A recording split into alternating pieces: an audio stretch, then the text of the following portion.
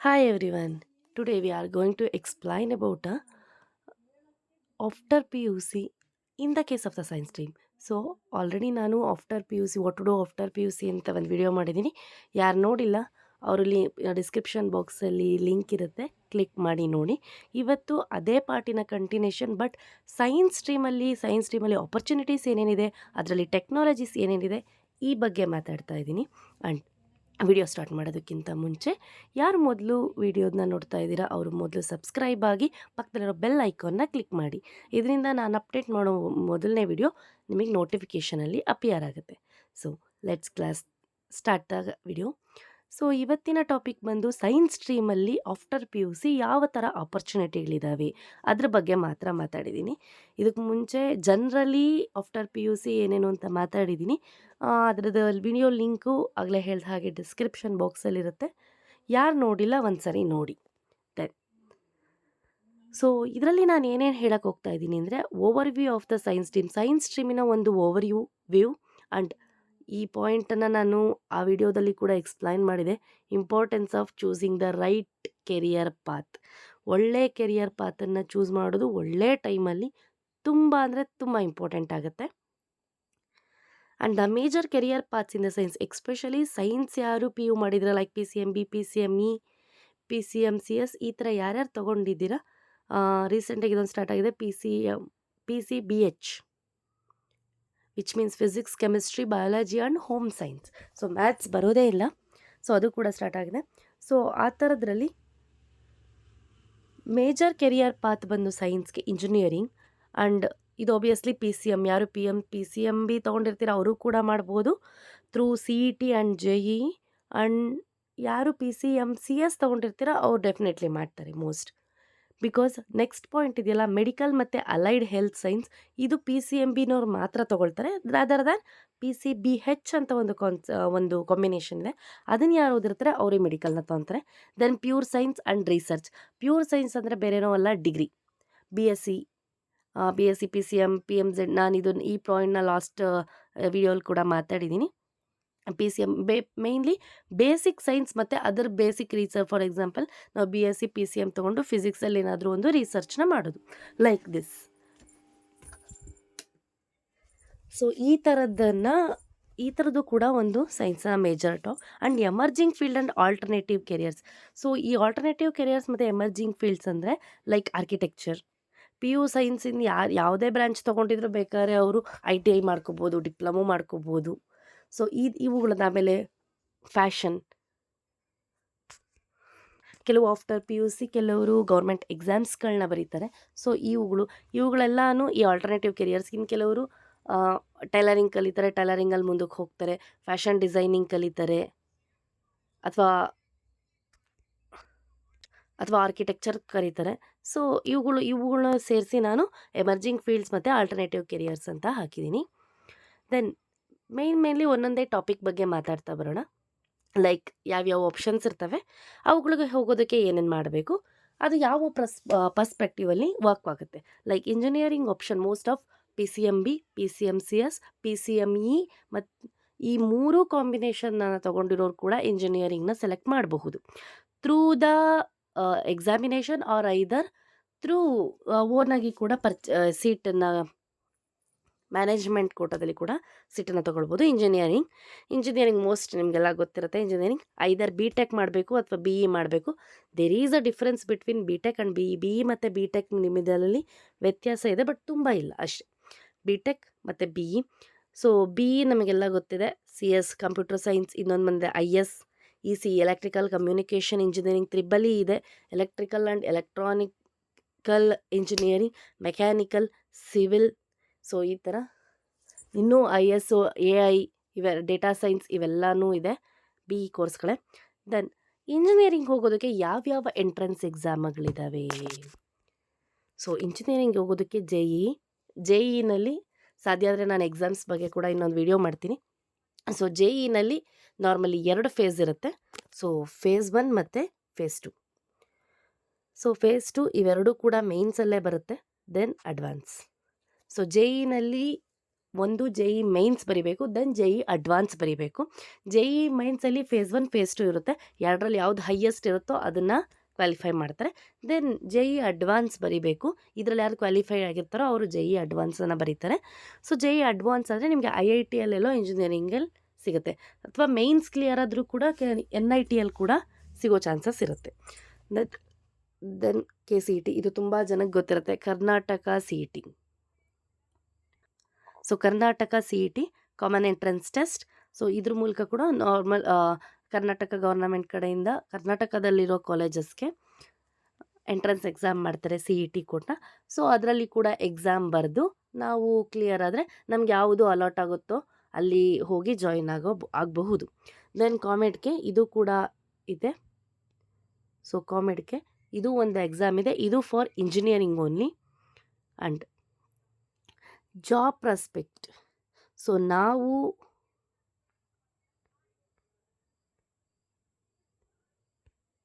Engineering, so ನಾವು mainly engineering ಮಾಡೋದು main for job ಪರ್ಸ್ಪೆಕ್ಟಿವೇನೆ. ಎಲ್ಲರೂ ಕೂಡ ಅಷ್ಟೇ, MTech ಮಾಡೋರು ತುಂಬ ಕಮ್ಮಿನೇ. ಸೊ ಜಾಬ್ ಪರ್ಸ್ಪೆಕ್ಟಿವೇ ಮೋಸ್ಟ್ ಆಫ್ CS ಅಥವಾ ಯಾವುದೋ ಒಂದನ್ನು ಇಂಜಿನಿಯರಿಂಗ್ ಮುಗಿಸ್ಕೊಂಡು ಜಾಬ್ಗೆ ಹೋಗೋರೆ ಜಾಸ್ತಿ. ಆ್ಯಂಡ್ ಹೈಯರ್ ಸ್ಟಡೀಸ್ ಆಪ್ಷನ್ಸ್, ಕೆಲವೊಬ್ಬರು ಹೈಯರ್ ಸ್ಟಡೀಸ್ ಕೂಡ ಮಾಡ್ತಾರೆ ಇದರಲ್ಲಿ, ಲೈಕ್ MTech ಮಾಡಿ PhD ಮಾಡಿರೋರು ಕೂಡ ಇದ್ದಾರೆ. ಸೊ ಹೈಯರ್ ಸ್ಟಡೀಸ್ ಕೆಲವ್ರು ಮಾಡ್ತಾರೆ, ಬಟ್ ಮೋಸ್ಟ್ ಆಫ್ ಜಾಬ್ ಪರ್ಸ್ಪೆಕ್ಟಿವೇ ಜಾಸ್ತಿ ಇರುತ್ತದೆ. Then next medical and health care careers. So ಇದು ಮೆಡಿಕಲ್ ಬಗ್ಗೆ ತುಂಬ ಜನಕ್ಕೆ ಐಡಿಯಾ ಇರುತ್ತೆ. So MBBS, BDS, which means ನಾವು ಮೆಡಿಕಲ್ಗೆ ಹೋದರೆ ಇವುಗಳನ್ನ ತಗೊಳ್ಬಹುದು ಅಂತ ನಾನು ಹಾಕಿದ್ದೀನಿ. BAMS, BHMS. ಸೊ MBBS ಇವೆಲ್ಲವುದು ಕೂಡ ನಮಗೆ ಗೊತ್ತಿರೋವಂತಹ ಟಾಪಿಕ್ಸೇ. ರದರ್ ದ್ಯಾನ್ ದಿಸ್ ನಾವು ಬೇರೆ ಕೂಡ ಮೆಡಿಕಲ್ ಇದಕ್ಕೆ ಹೋಗ್ಬೋದು. Pharmacy, nursing, physiotherapy. ಈ ನರ್ಸಿಂಗು ಆಲ್ಮೋಸ್ಟ್ ಡಿಗ್ರಿ ಥರನೇ, ಸೊ ಡಿಗ್ರಿ ಕೂಡ ತೊಗೊಳ್ಬೋದು. ಡಿಗ್ರಿಯಲ್ಲೇ BSc ನರ್ಸಿಂಗ್ ಅಂತಲೇ ಮಾಡ್ತಾರೆ. Paramedical, allied health sciences. Paramedical which means B.Pharm, D.Pharm, M.Pharm. So ನಾನು ನಿಮಗೆ ಲಾಸ್ಟ್ ವಿಡಿಯೋ ಯಾರಾದರೂ ನೋಡಿದರೆ ಅದರಲ್ಲಿ ಎಕ್ಸ್ಪ್ಲೈನ್ ಮಾಡಿದೆ ಆಲ್ರೆಡಿ. D.Pharm ಮೆಡಿಕಲ್ ರೆಪ್ ಆಗಿ ವರ್ಕ್ ಮಾಡ್ಬೋದು. B.Pharm ಮೆಡಿಕಲ್ ಸ್ಟೋರ್ಗಳನ್ನ ಇಡೋದಕ್ಕೆ ಯೂಸ್ ಆಗುತ್ತೆ. M.Pharm ಫಾರ್ಮಾಕ್ಯುಟಿಕಲ್ ಇಂಡಸ್ಟ್ರಿಯಲ್ಲೇ ಮೋಸ್ಟ್ ಆಫ್ ನಮಗೆ ಜಾಬ್ ಸಿಗುತ್ತೆ. ಸೊ ಅದರ್ ದೆನ್ ಅದನ್ನು ಬಿಟ್ಟು ಅಲೈಡ್ ಹೆಲ್ತ್ ಕೋರ್ಸಸ್ಗಳು ಯಾವ್ಯಾವಿವೆ ಅವೆಲ್ಲದನ್ನು ಕೂಡ ನಾವು ಮಾಡ್ಬೋದು. ದೆನ್ ಪ್ಯೂರ್ ಸೈನ್ಸ್, ನಾನು ನಿಮಗಾಗಲೇ ಹೇಳಿದಾಗೆ ಇದು ಪ್ಯೂರ್ಲಿ ಫಾರ್ BSc. ಇದು BSc. BCom BA same degree ಥರನೇ, ಬಟ್ ಆದರೆ ನಾನು BSc ಯಾಕೆ ತೊಗೊಂಡಿದ್ದೀನಿ ಅಂದರೆ ನಾನು ಎಕ್ಸ್ಪ್ಲೇನ್ ಮಾಡ್ತಿರೋದು ಸೈನ್ಸ್ ಸ್ಟ್ರೀಮ್ ಮಾತ್ರ. ಹಾಗಾಗಿ physics, chemistry, biology, mathematics, microbiology, biotechnology ಇವುಗಳನ್ನ ಯಾವುದನ್ನು ಬೇಕಾದರೂ ಅವುಗಳ ಕೋರ್ಸಸಲ್ಲಿ ಅವುಗಳ ಕಾಂಬಿನೇಷನ್ಸಲ್ಲಿ ನೀವು ತೊಗೊಳ್ಬೋದು. ಕಂಪ್ಯೂಟರ್ ಸೈನ್ಸ್, ಎಲೆಕ್ಟ್ರಾನಿಕ್ಸ್ ಇವುಗಳು ಯಾವ್ದು ಬೇಕಾದರೂ ತೊಗೊಳ್ಬೋದು. ಇನ್ನು ಕೆಲವರು ಇಂಟಿಗ್ರೇಟೆಡ್ MSc ಮಾಡ್ತಾರೆ. ಅಂದರೆ ಫಾರ್ ಎಕ್ಸಾಂಪಲ್ ನಮಗೆ 3 ವರ್ಷ BSc ಇರುತ್ತೆ, ಪ್ಲಸ್ 2 ವರ್ಷ MSc ಇರುತ್ತೆ. ಸೊ MSc ಅಂದರೆ ಮಾಸ್ಟರ್ ಇನ್ ಸೈನ್ಸ್, BSc ಅಂತಂದರೆ ಬ್ಯಾಚುಲರ್ ಇನ್ ಸೈನ್ಸ್. ಸೊ ಇದ್ರ ಬದಲಾಗಿ ಇಂಟಿಗ್ರೇಟೆಡ್ ಅಂತ ಮಾಡ್ತಾರೆ, ವಿಚ್ ಮೀನ್ಸ್ 4 years, ಅಂದರೆ 1+3. ಸೊ 3 years ನಿಮ್ಮ ಡಿಗ್ರಿ, ಅದರಲ್ಲೇ ಕೆಲವೊಂದು ಟಾಪಿಕ್ಸ್ಗಳನ್ನ, ಕೆಲವೊಂದು ಸ್ಪೆಷಲೈಸೇಷನ್ಸ್ನ ನಿಮಗೆ ಮಿಡಲಲ್ಲಿ ಕಂಪ್ಲೀಟ್ ಸಿಲೆಬಸ್ ಚೇಂಜ್ ಇದೆ. ಅದು ಸ್ಟಿಲ್ ಇಂಟಿಗ್ರೇಟೆಡ್ MSc ಅಂತಂದರೆ 4 years, ಬಟ್ BSc ಮಾಡಿ MSc ಮಾಡ್ತೀವಿ ಅಂದರೆ ಅದು 5 years ಆಗುತ್ತೆ. ಹಾಗಾಗಿ ಸೊ ಇದು integrated MSc. Then research programmes. So research programmes which is nothing but MSc ಮಾಡಿ PhD ಮಾಡಬಹುದು. ಮೋಸ್ಟ್ ಆಫ್ ರಿಸರ್ಚ್ ಪ್ರೋಗ್ರಾಮ್ಸ್ ಅಂದರೆ ಸೈನ್ಸಲ್ಲಿ ಮೋಸ್ಟ್ ಅದೇ ಬರುತ್ತೆ. Then career option in academia and industry. So ನಾವು ಟೀಚಿಂಗ್ ಫೀಲ್ಡಿಗಾದರೂ ಬರ್ಬೋದು. ಫಿಸಿಕ್ಸ್, ಕೆಮಿಸ್ಟ್ರಿ ತೊಗೊಂಡಿದ್ರೆ ಮೋಸ್ಟ್ ಆಫ್ ಇಂಡಸ್ಟ್ರಿ ಫೀಲ್ಡ್ಗೆ ಹೋಗ್ತಾರೆ. ಸೊ ಪ್ಯೂರ್ ಸೈನ್ಸ್ ಓದಿದ್ರೆ ಈ ಒಂದು ಕೆರಿಯರ್ ಆಪ್ಷನ್ ಇದೆ ಅಂತ ಹಾಕಿದ್ದೀನಿ. ನಾನು computer science and IT.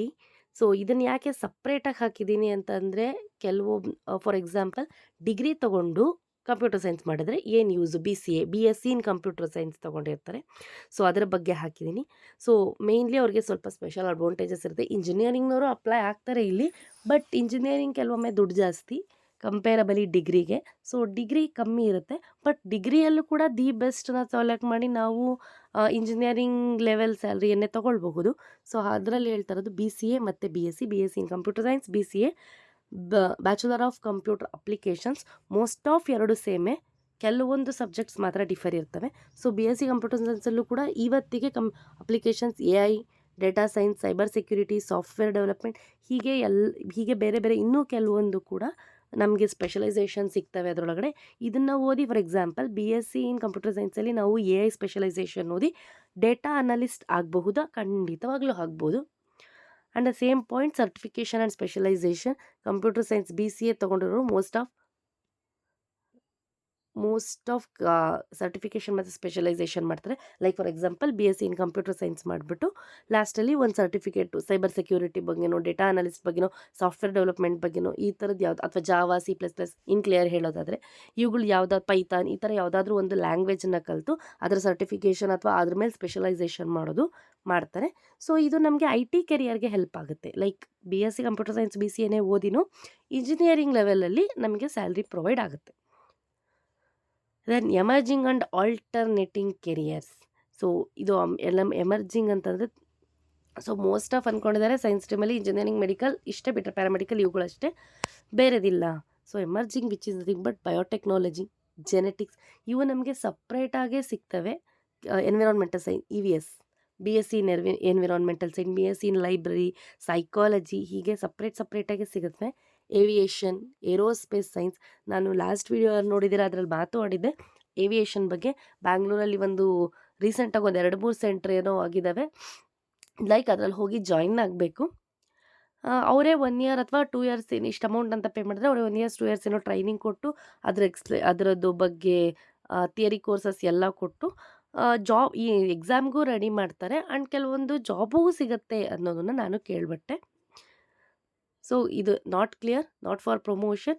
Interest ಯಾರಿಗಾದರೂ ಇದೆ ಅಂದರೆ ಒಂದ್ಸರಿ ಚೆಕ್ ಮಾಡಿ ಯಾರು ಹೋಗಿದ್ದಾರೆ ಅಂತ ತಿಳ್ಕೊಂಡು ಆಮೇಲೆ ನೀವು ಟ್ರೈ ಮಾಡಿ. ಬಟ್ ದಿಸ್ ಈಸ್ ಹರ್ಡ್, ಕೇಳಿದ್ದೀನಿ ಇದ್ರ ಬಗ್ಗೆ ನಾನು ಅಷ್ಟೇ. ಏರೋಸ್ಪೇಸ್ ಸೈನ್ಸ್, ಸೊ ಇದನ್ನು ನಾವು ತೊಗೊಳ್ಬೇಕಾದ್ರೆ ಬ್ಯಾಂಗ್ಳೂರೇ ಹೋಗಬೇಕು. ಸೊ ಏರೋಸ್ಪೇಸ್ ಸೈನ್ಸ್ ಅದನ್ನ ಕೂಡ ತೊಗೋಬೋದು. But this is emerging. Ethical hacking, forensic science, robotics. So ethical hacking ಅಂತ ಪದ ಕೇಳಿಬಿಟ್ರೆ ಭಯ ಆಗ್ಬಿಡುತ್ತೆ ನಡುವೆ. ಸ್ಟಿಲ್ ಎಥಿಕಲ್ ಹ್ಯಾಕಿಂಗ್ ಅಂದರೆ ನಾವು ತಿಳ್ಕೊಂಡಿರೋ ಥರ ಹ್ಯಾಕಿಂಗ್ ಅಲ್ಲ ಅದು. ಹ್ಯಾಕಿಂಗ್ ಅಂದರೆ ಕೆಟ್ಟ ಪದ ಏನಲ್ಲ ಅದು, ಬಟ್ ಅದನ್ನು ಜನ ಕೆಟ್ಟದಾಗಿ ಯೂಸ್ ಮಾಡ್ತಾ ಇದ್ದಾರೆ ಅಷ್ಟೇ. Hacking which is nothing but ನಮ್ಮ ಪರ್ಮಿಷನ್ ಇಲ್ಲದೆ ನಮ್ಮ ಇನ್ಫಾರ್ಮೇಷನ್ಸ್ನ ಯಾರಾದರೂ ನೋಡ್ತಾ ಇದ್ದಾರೆ ಅಥವಾ ಅದ್ರ ಬಗ್ಗೆ ಅಬ್ಸರ್ವ್ ಮಾಡ್ತಾ ಇದ್ದಾರೆ ಅಂದರೆ that is hacking. For example ಕೆಲವೊಂದು IT ಕಂಪನಿಗಳಲ್ಲಿ ಯು ಎಸ್ ಅಲ್ಲಿ ಕ್ಲೈಂಟ್ ಇರ್ತಾನೆ, ಅಥವಾ US ಅಲ್ಲಿ ಅವರ ವರ್ಕರ್ಸ್ ಇರ್ತಾರೆ, ಆದರೆ ಸಾಫ್ಟ್ವೇರ್ ಡೆವಲಪರ್ ಇಲ್ಲಿರ್ತಾನೆ. ಸೊ ಅವಾಗ ಅವ್ರೇನು ಮಾಡ್ತಾರೆ, USಗೆ ಇದನ್ನು ಲ್ಯಾಪ್ಟಾಪ್ ಕನೆಕ್ಟ್ ಮಾಡಿ ಇಡೀ ಕಂಪ್ಲೀಟ್ ಲ್ಯಾಪ್ಟಾಪಿನ ಹ್ಯಾಂಡ್ಲಿಂಗ್ನೇ ಇವ್ರಿಗೆ ಕೊಟ್ಬಿಡ್ತಾರೆ. ಸೊ ಇವ್ರು ಅವಾಗ ಅದ್ರೊಳಗೆ ಏನಾದರೂ ಪ್ರಾಬ್ಲಮ್ ಇದೆಯಾ, ಪ್ರೋಗ್ರಾಮಲ್ಲಿ ಏನಾದರೂ ಪ್ರಾಬ್ಲಮ್ ಇದೆಯಾ, ವೈ ಬಿಕಾಸ್ ಇವ್ರು ಇನ್ಸಿಸ್ಟ್ ಮಾಡಿ ಅವ್ರು ಅದನ್ನು ಅರ್ಥ ಮಾಡಿಕೊಂಡು ಸರಿ ಮಾಡೋದು ತುಂಬ ಕಷ್ಟವಾದ ಕೆಲಸ. ಯಾಕಂದರೆ ಪ್ರಾಬ್ಲಮ್ ಏನಾಗಿದೆ ಅಂತ ಗೊತ್ತಿರಲ್ಲ ನಮಗೂ, ಅಲ್ಲಿ ಅವ್ರಿಗೂ ಕೂಡ, ಡೆವಲಪರ್ಗೂ ಕೂಡ. ಹಾಗಾಗಿ so hacking is not a bad word, but still ತುಂಬ ಜನ ಹ್ಯಾಕಿಂಗ್ನ ಬ್ಯಾಡ್ ವರ್ಡ್ ಅಂತ ತೊಗೊಂಡ್ಬಿಟ್ಟಿದ್ದಾರೆ. But this is alternating career, ethical hacking. ನನಗೆ ಸರ್ಟಿಫಿಕೇಷನ್ ಕೋರ್ಸ್ ಏನಿದೆಲ್ಲ ಆ ಥರ. ಆ್ಯಂಡ್ ಅಟ್ ಸಿಮಿಲರ್ BSc ಇನ್ ಫೊರೆನ್ಸಿಕ್ ಸೈನ್ಸ್ ಇದೆ, ರೊಬೋಟಿಕ್ಸ್ ಇದೆ. ಎಲೆಕ್ಟ್ರಾನಿಕ್ಸ್ ತೊಗೊಂಡವ್ರು most of BSc in robotics ತೊಗೋತಾರೆ. This is also alternate career point. And the competitive exams. So PUC ಆದಮೇಲೆ ಸೈನ್ಸ್ ತೊಗೊಂಡವರು ಮೇಯ್ನ್ಲಿ ಯಾವ್ಯಾವ ಕಾಂಪಿಟೇಟಿವ್ ಎಕ್ಸಾಮ್ಸನ್ನು ಬರಿಬೋದು? So NEET mainly for medical, and JEE mains, advance KCET, COMEDK, this is for engineering, NATA for architecture, NDA for defence. ಈ ಇಷ್ಟು ಎಕ್ಸಾಮಿನೇಷನ್ಸ್ಗಳನ್ನ ಬರಿಬೋದು.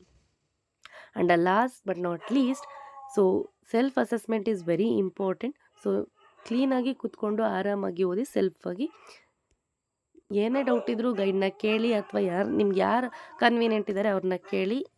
Then career counselling is future trends. So ನೀವು ಇವತ್ತೇನು ಕೆರಿಯರ್ ಬಗ್ಗೆ ಕೌನ್ಸಿಲಿಂಗ್ ತೊಗೋತೀರೋ that is your future trend. So that's our conclusion. Still any doubt ಇದ್ದರೆ comment ಸೆಕ್ಷನಲ್ಲಿ ಹಾಕಿ, ನಾನು ಡೆಫಿನೆಟ್ಲಿ ರಿಪ್ಲೈ ಮಾಡ್ತೀನಿ. So last but not least, ಯಾರಾದರೂ ಮೊದಲನೇ ಸರಿ ವಿಡಿಯೋ ನೋಡ್ತಾ ಇದ್ದರೆ ಸಬ್ಸ್ಕ್ರೈಬ್ ಆಗಿ ಪಕ್ಕದಲ್ಲಿರೋ ಬೆಲ್ ಐಕಾನನ್ನು ಕ್ಲಿಕ್ ಮಾಡೋದನ್ನು ಮರಿಬೇಡಿ. ಸೊ ವಿಡಿಯೋ ಇಷ್ಟ ಆಗಿದೆ ಅಂದ್ಕೊಂಡಿದ್ದೀನಿ. ವಿಡಿಯೋ ಇಷ್ಟ ಆಗಿದ್ರೆ ಒಂದು ಲೈಕ್ ಬಟನ್ನ ಕ್ಲಿಕ್ ಮಾಡಿ. ಯಾರಿಗಾದರೂ ನಿಮ್ಮ ಫ್ರೆಂಡ್ಸ್ಗೆ ಯಾರಿಗಾದರೂ ಅವಶ್ಯಕತೆ ಇದೆ ಅನ್ನೋದಾದರೆ ಅವ್ರಿಗೆ ಕೂಡ ಶೇರ್ ಮಾಡಿ. Thank you so much.